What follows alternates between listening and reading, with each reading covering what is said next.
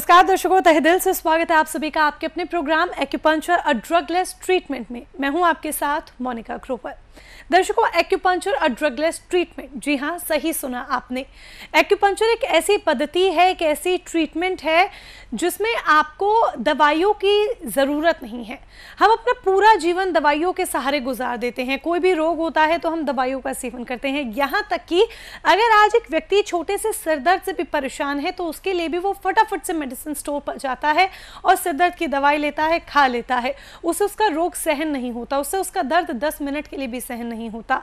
पेट दर्द है, तुरंत हम दवाई का सेवन कर लेते हैं। और ये जो दवाइयों का हम सेवन करते हैं, ये गर्म दवाइयाँ हैं जो आपके शरीर में एकत्रित हो रही हैं। इन दवाइयों से निजात पाने की ज़रूरत है। रोग चाहे छोटा हो, सिर दर्द हो, पेट दर्द हो, या रोग चाहे बड़ा और गंभीर ही क्यों ना हो, जॉइंट रिलेटेड डिजीजेज हो, पैरालिसिस हो, डायबिटीज़ हो, माइग्रेन की शिकायत हो, ये कैसा भी रोग क्यों ना हो, ज़रूरत है आपको इन दवाइयों को एक बड़ा नो कहने की, मना करने की कि हमें इन दवाइयों का सहारा नहीं लेना है और एक्यूपंक्चर पद्धति को अपनाना है, क्योंकि इस पद्धति में आपको किसी भी दवाई का सहारा लेने की ज़रूरत नहीं है। क्या है एक्यूपंक्चर पद्धति और कैसे एक्यूपंक्चर के सहारे आप एक रोग मुक्त जीवन व्यतीत कर सकते हैं, इसके बारे में आपको समझाने के लिए आज स्टूडियो में एक बार फिर से मौजूद हैं हमारे साथ हमारे बेहद खास मेहमान, जो कि एक बहुत जानी मानी शख्सियत हैं। जी हाँ, हम बात कर रहे हैं sir doctor PB Lohia ji की। लेकिन इनके बारे में हम ज़रूर यहाँ पर आपको बता दें, इनके बारे में जितना कहा जाए उतना कम है। जिस तरह से हमने अभी भी कहा, एक बहुत जानी मानी शख्सियत हैं, हर किसी की जुबान पर इनका नाम रहता है। और जब एक्यूपंक्चर की बात आती है तो सबसे पहले इनका ही नाम आता है, क्योंकि इनके स्टूडेंट्स, इनके डॉक्टर स्टूडेंट्स आज वर्ल्ड वाइड प्रैक्टिस कर रहे हैं।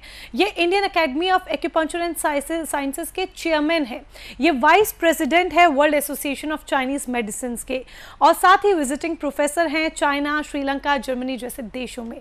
तो आइए उनका स्वागत करते हैं। Welcome sir.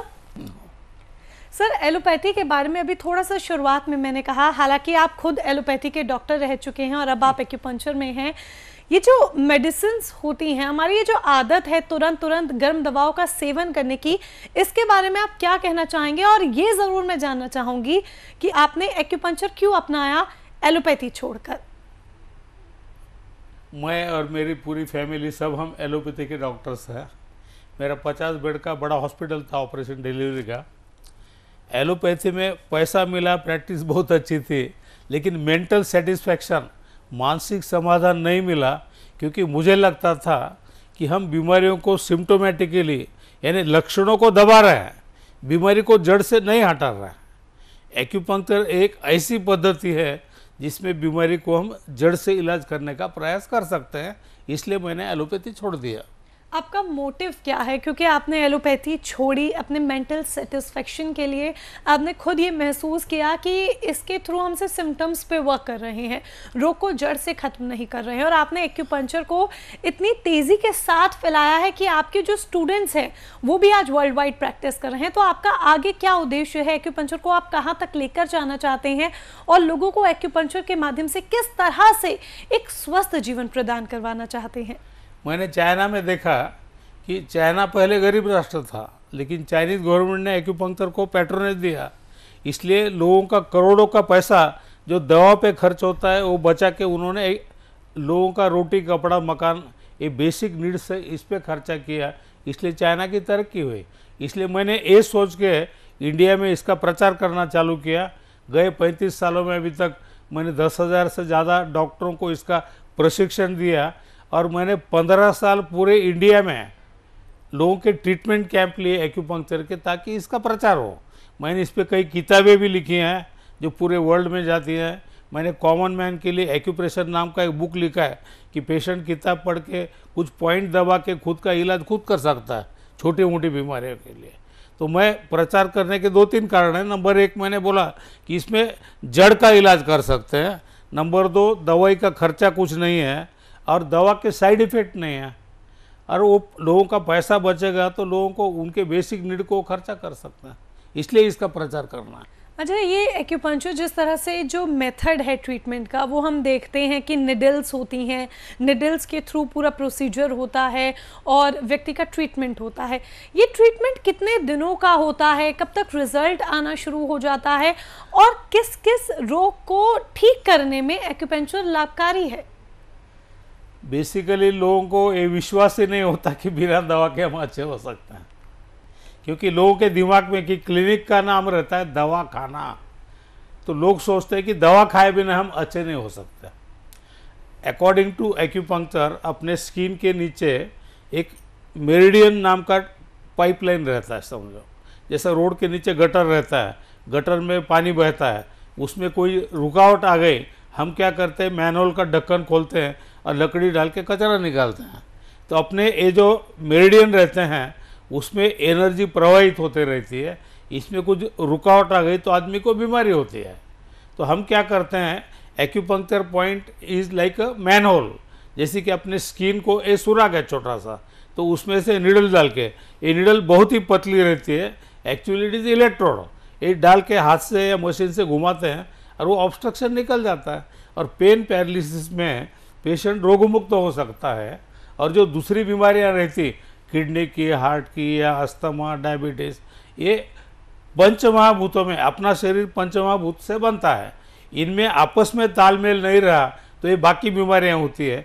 हम क्या करते हैं कि पेशेंट की ज़ुबान देखते हैं, नाड़ी देखते हैं, नेल देखते हैं, कुछ क्वेश्चन पूछते हैं, और आजकल अभी कंप्यूटर पे पेशेंट को चेक करते हैं, जिससे हर एक ऑर्गन में, हर एक मेरिडियन में कितनी एनर्जी है उसका पता चलता है। तो पेशेंट को आज जो बीमारी है उसकी जड़ कहाँ है और भविष्य में उसको क्या क्या बीमारियां हो सकती है ये पहले ही पता चल जाता है। तो जड़ का भी इलाज कर सकते हैं और आगे जो बीमारियां होने वाली उसका भी कर सकते हैं।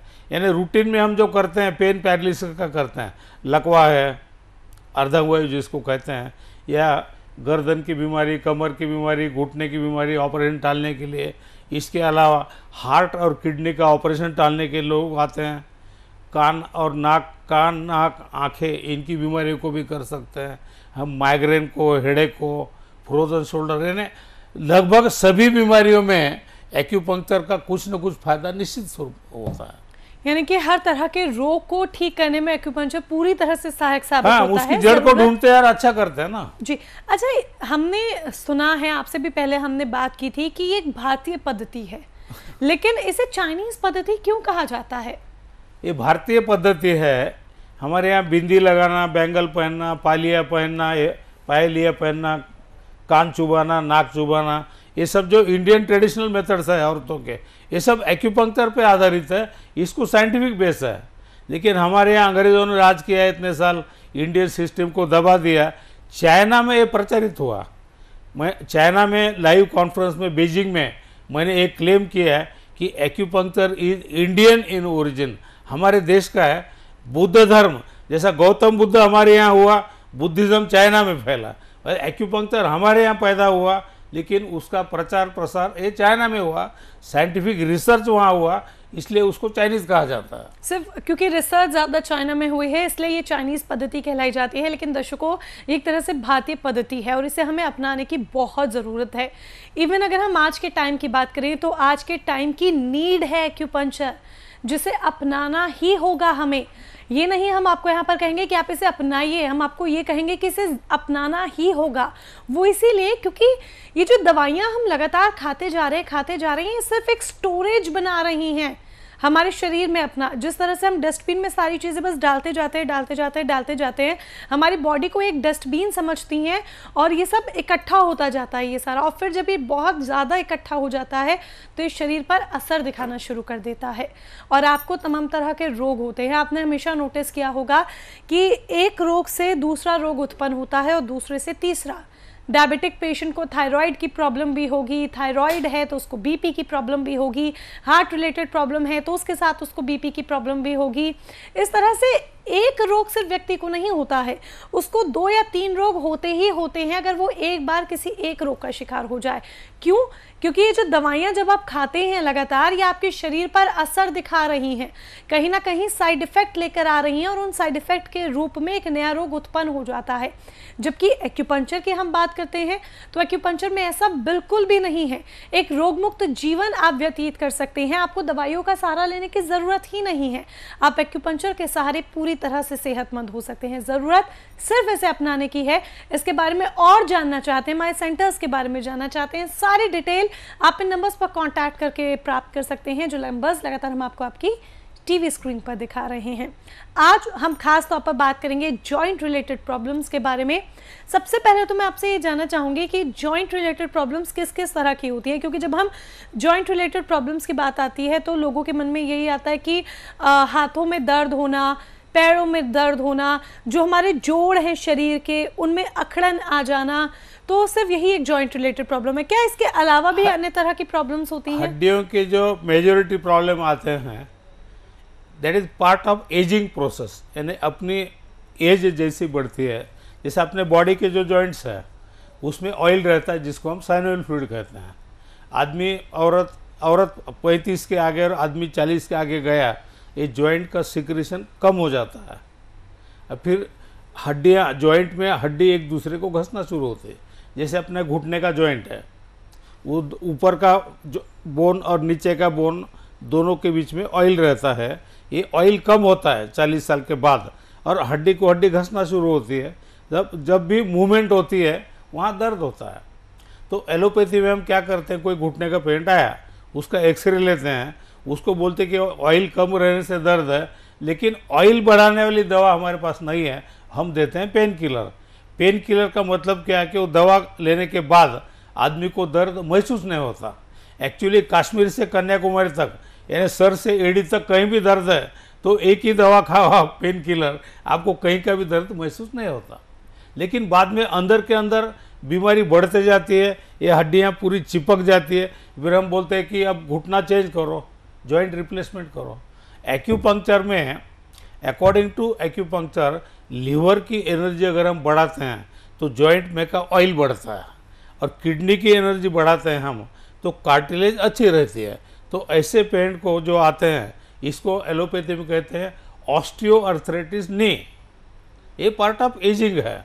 तो हम पेशेंट को घुटने में का ऑयल बढ़ाते हैं, कार्टिलेज को स्वस्थ करते हैं और पेशेंट का ऑपरेशन टल जाता है। अब मैंने एलोपैथी छोड़ के 35 साल हो गए, 35 साल में एक भी पेशेंट को मैंने नी रिप्लेसमेंट के लिए नहीं भेजा है अभी तक। दूसरा कॉमन प्रॉब्लम जो है हड्डी का, एक है सर्वाइकल स्पॉन्डिलोसिस, दूसरा है लंबर स्पॉन्डिलोसिस, यानी गर्दन का और कमर का। यहाँ क्या होता है कि अपने जो दो वर्टिब्रा रहते हैं, रीढ़ की हड्डी के जो मणके रहते हैं, दो वर्टिब्रा के बीच में डिस्क रहती है। जैसा एज बढ़ते जाएगा ये डिस्क ड्यू टू डिजेनरेशन पतली होते जाती है। समझो यहाँ सर्वाइकल स्पॉन्डिलोसिस, इसको हम स्पॉन्डिलोसिस कहते हैं। इधर हुआ सर्वाइकल, इधर हुआ लंबर, यहाँ सर्वाइकल स्पॉन्डिलोसिस हो गया तो यहाँ दर्द शुरू होता है। बाद में ये जो डिस्क है उसका न्यूक्लियस बाहर आता है और नर्व को या स्पाइनल कॉर्ड को दबाता है, उसको हम कहते हैं स्लिप डिस्क। इधर अगर गर्दन में स्लिप डिस्क हो गया तो इधर तो दर्द होगा, लेकिन ये दर्द एक या दो हाथ में, दूसरे हाथ में या दोनों हाथ में आ सकता है। यहाँ से दर्द शुरू होगा, पूरा ऐसा आएगा, फिर हाथ झुमझुम करेगा, जिसको हम चीटियाना कहते हैं, और धीरे धीरे हाथ ऐसा पतला होते जाता है, यहाँ के मसल बारीक होते हैं। तो एलोपैथी में इसको एमआरआई करते हैं और हम ऑपरेशन करने को बोलते हैं, लेकिन ऑपरेशन बहुत खतरनाक रहता है। अगर ऑपरेशन करते समय हम वो कट करते हैं, लेमिना कट करते हैं, डिस्क को कट करते हैं, अगर स्पाइनल कॉर्ड को या नर्व को धक्का लग गया तो इससे नीचे के हिस्से में, जहाँ ऑपरेशन किया उसके नीचे के हिस्से में पैरालिसिस होना, टट्टी पेशाब का कंट्रोल, सेक्स का कंट्रोल जाना, ऐसे भयानक कॉम्प्लिकेशन होने की संभावना रहती है। कमर में यहाँ स्पॉन्डिलोसिस हो गया तो कमर में दर्द होता है, और इधर अगर स्लिप डिस्क हो गया कमर में तो ये दर्द टांग में आता है, जिसको हम सयाटिका कहते हैं। कई कॉमन लोग जो हैं सयाटिका शब्द से परिचित है, तो सयाटिका का कॉज है स्लिप डिस्क। फिर पाँव में दर्द होता है, पाँव झुमझुम करता है, पाँव में चिट्टियाँ आती है और धीरे धीरे पाँव छोटे होते जाता है, मसल जो है वो छोटे होते जाते हैं। तो एलोपैथी में इसको भी ऑपरेशन करते हैं, लेकिन ये भी ऑपरेशन के कॉम्प्लिकेशन की संभावना ज़्यादा रहती है। तो ये सभी लोग पहले हड्डी के डॉक्टर के पास जाएंगे और उन्होंने ऑपरेशन सजेस्ट करने के बाद वो एक्यूपंक्चर के लिए आते हैं, क्योंकि ऑपरेशन का डर उनके मन में रहता है। तो ऐसे कई लोग जैसा मैंने बोला कि मैंने एक भी घुटने के ऑपरेशन के लिए नहीं भेजा, ऐसा 35 सालों में एक भी पेशेंट को मैंने गर्दन या कमर के स्लिप डिस्क के लिए नहीं भेजा है जी। इतना ही नहीं, मुझे खुद को L4 L5 और L5 S1 ये दोनों सीवियर स्लिप डिस्क थे। इतना था कि मैं हैदराबाद के एयरपोर्ट पे कोलैप्स हो गया था, मैं ऐसा खड़े नहीं रह पा रहा था। 15 दिन में मैं एक्यूपंक्चर से पूरा अच्छा हो गया। हालांकि सब लोग मुझे प्रेशराइज कर रहे थे कि ऑपरेशन कर लो, ऑपरेशन कर लो, क्योंकि अकॉर्डिंग टू एलोपैथी इसको ऑपरेशन करना ही पड़ता है। जी। मैं विदाउट ऑपरेशन अच्छा 100% नॉर्मल हूँ। अच्छा, लोगों के मन में ये आपने जिस तरह से कहा कि अकॉर्डिंग टू एलोपैथी ऑपरेशन करना ही पड़ता है, ये लोगों के मन में एक तरह से बात बैठ गई है।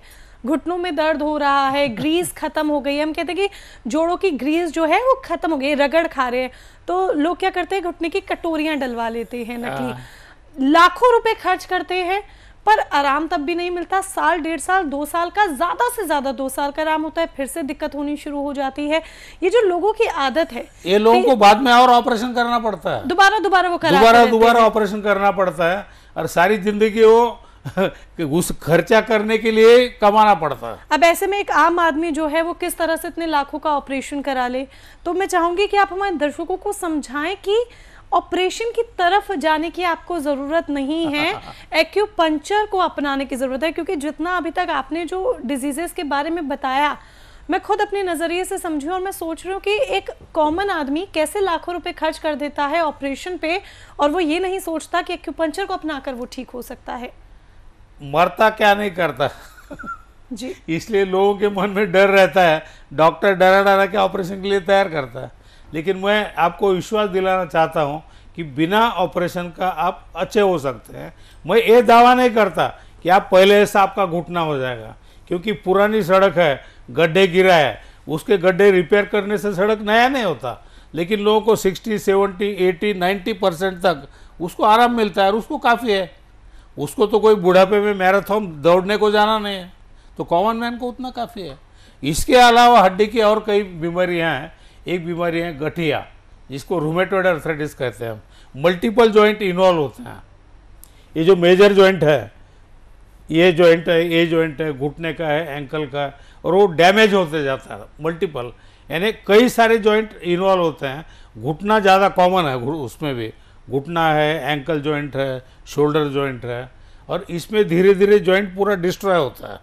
एलोपैथी में ऐसे पेशेंट को हम जिंदगी भर स्टेरॉइड की गोलियां खिलाते हैं, या आजकल हम मिथोट्रेक्सेट नाम का एंटी कैंसर ड्रग है वो देते हैं। उससे क्या होता है कि टेम्पररी पेशेंट को अच्छा लगता है। लेकिन ये जो दवाएं हैं, जैसा आपने कहा कि साइड इफेक्ट, एलोपैथी की सब दवाएं एक किडनी में फिल्टर होती है, लीवर में मेटाबॉलिज होती है, इसलिए ये सभी केमिकल ये किडनी और लीवर के लिए स्लो पॉइजन है। अगर किडनी पे इफेक्ट हो गया तो आदमी का कान जाएगा, सर के बाल जाएंगे, हड्डियाँ जाएंगी, सेक्स जाएगा, और कान पे, इस पे, लीवर पे इफेक्ट हो गया, आदमी अंधा भी हो सकता है। तो दवाइयों के, एक तो दवाइयों से परमानेंट अच्छा नहीं होता है, और दूसरा भयंकर दुष्परिणाम रहता है।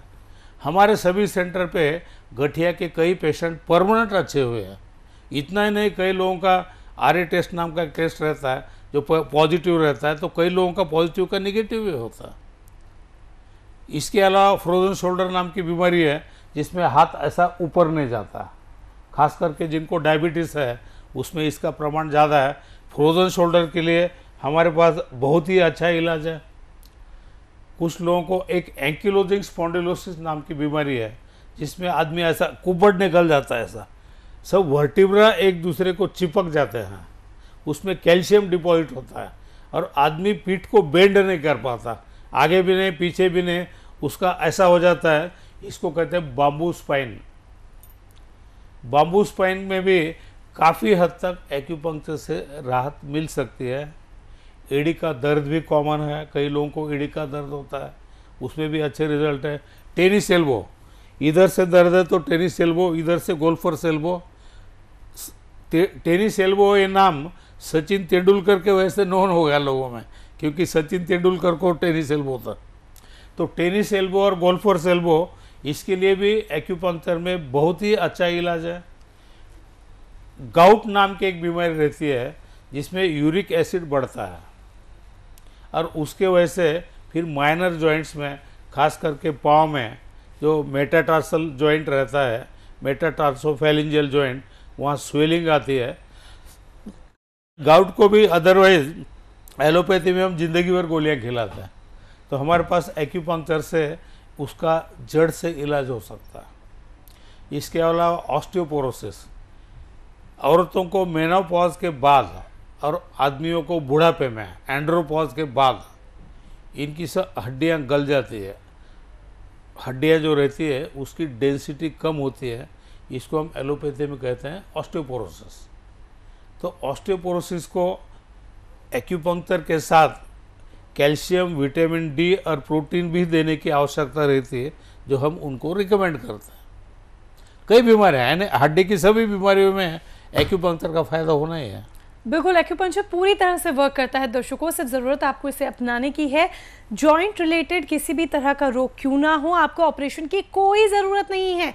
सीधे हम ये सोचते हैं ऑपरेशन करा लेते हैं, ठीक हो जाएगा। क्यों?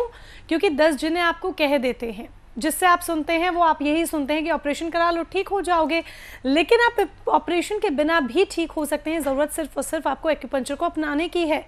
अक्सर आपको ये देखते हैं हम कि इस व्यक्ति ने इस पद्धति को अपनाया है तो हम भी अपना लेते हैं, तो एक ट्राई दीजिए। आज सेलिब्रिटीज़ जिन्हें आप हर चीज़ में फॉलो करते हैं, आज सेलिब्रिटीज़ भी एक्यूपंक्चर ट्रीटमेंट को अपना रहे हैं और बहुत तेज़ी के साथ अपना रहे हैं, जिसमें सचिन तेंदुलकर, मनोज कुमार जैसे नाम शामिल हैं।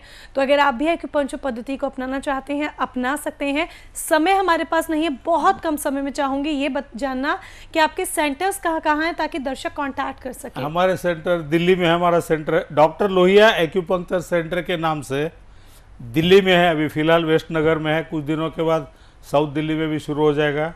बम्बई में हमारे पूरे बम्बई में 5 सेंटर है अलग अलग एरिया में।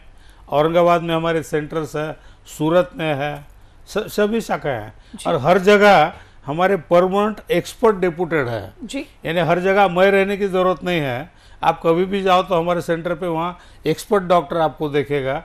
मैं और मेरे बेटे डॉक्टर सचिन, डॉक्टर सारंग ये इंटरमीडिएटली सभी सेंटर को विजिट करते हैं और जो डिफ़िकल्ट केसेस है हम खुद उसको चेक करते हैं। तो सारी जानकारी के लिए आप संस्थान में कांटेक्ट कर सकते हैं। नंबर्स आपके सामने आपकी टीवी स्क्रीन पर फ्लैश हो रहे हैं। नंबर्स पर कांटेक्ट कर आप अपनी हर क्वेरी का जवाब ले सकते हैं। फिलहाल आज के लिए बस इतना ही। अब हमें इजाज़त दीजिए। आपने समय दिया, धन्यवाद उसके लिए। नमस्कार दर्शकों। प्रोफेसर डॉक्टर पीबी लोहिया, विश्व प्रसिद्ध एक्यूपंक्चरिस्ट, बेसिक एलोपैथ डॉक्टर, अध्यक्ष Indian academy of acupuncture science, लगभग 10,000 एक्यूपंक्चरिस्ट के शिक्षक। आपने लगभग 10 लाख मरीजों का इलाज किया है। एक्यूपंक्चर 5000 साल पुरानी चीनी उपचार पद्धति है। अब बिना दवा या ऑपरेशन के होगा एक्यूपंक्चर से इलाज संभव। स्लिप डिस्क, सर्वाइकल, घुटनों का दर्द, अर्थराइटिस जैसी बीमारियों का अब होगा बिना ऑपरेशन के इलाज। पैरालिसिस, एलर्जी, माइग्रेन, इनफर्टिलिटी जैसी समस्याओं का भी बिना दवा के इलाज संभव। किडनी, लीवर, ब्रेन से संबंधित बीमारियां भी होंगी दूर। Doctor Lohia acupuncture centre, Delhi, Mumbai, Surat, Aurangabad. संपर्क सूत्र 8800774540, 9822556510 और 9922571571। हमारी वेबसाइट है www.acupunctureindia.org।